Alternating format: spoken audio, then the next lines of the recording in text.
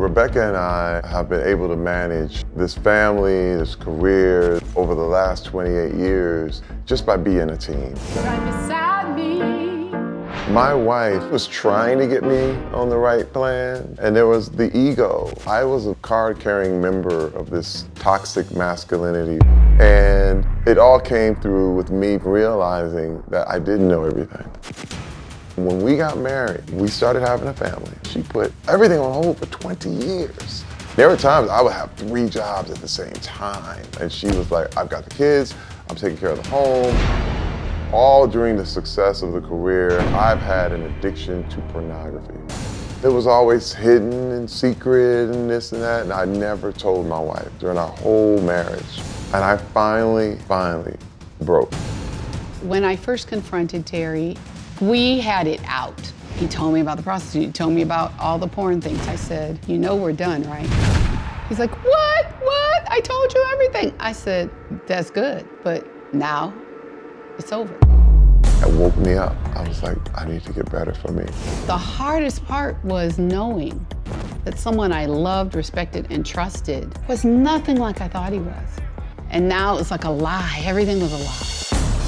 I believe in the heart of every man is this little bit of pride, this little bit of arrogance that says, oh, she won't leave. But when he saw that I meant business, I think it really challenged him. He says that he made the commitment to get better, whether or not he got us back.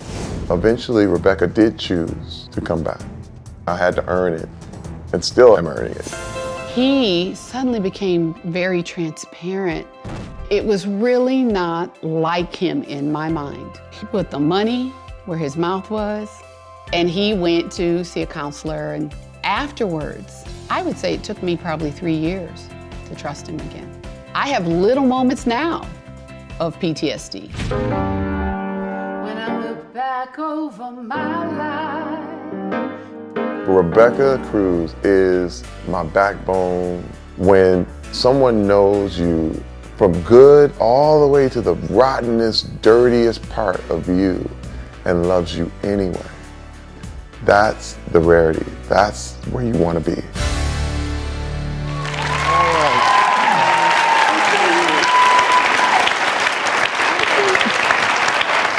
Well, Rebecca, thank you for joining us.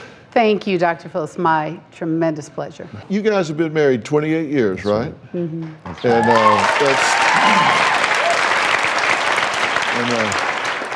You and I were talking earlier, there have been ups and downs, Yes. clearly. And you said that you had a come to Jesus moment in your marriage that almost led to divorce. Describe that moment for us. Well, my husband was away on location shooting a project, and we got into an argument because he was out late with his cast members, but it turned out he was out late with one cast member. I started to hammer him with questions, and all of a sudden he starts coming out of his skin with these confessions. 10 years ago I did this, 13 years ago I did this, and I have this addiction to pornography, and he starts to tell me all this horrible, horrible stuff. And my immediate reaction was to throw him out, and I did. Obviously, it brought out a lot of emotions. One of them was anger. I know you said when we were talking to you earlier, you said, I thought, I'm going to take your money and move on with my life. Yes. I'm still young, and I've got my groove, and I'm going to get a new man, and I'm going to keep it moving. Yes. When I said to him, you know we're done, right? He's like, what? Yes, What? I You're going to did. leave me? I did. You're going to leave me? I said, yes, I'm going to leave your raggedy behind, and I'm going to take your money too. Yeah. And I said, I said, you're going to pay my child support for me and my new man. That's